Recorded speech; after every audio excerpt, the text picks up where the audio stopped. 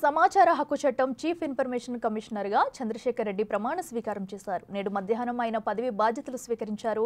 రాజ్ భవన్ దర్బార్ హాల్లో నిర్వహించిన ప్రత్యేక కార్యక్రమంలో జి చంద్రశేఖర్ రెడ్డితో గవర్నర్ జిష్ణుదేవ్ వర్మ పదవి ప్రమాణ స్వీకారం చేయించారు. అయితే ఈ పదవిలో ఆయన 3 సంవత్సరాల పాటు లేదా 65 ఏళ్ల వరకు ఉండనున్నారు.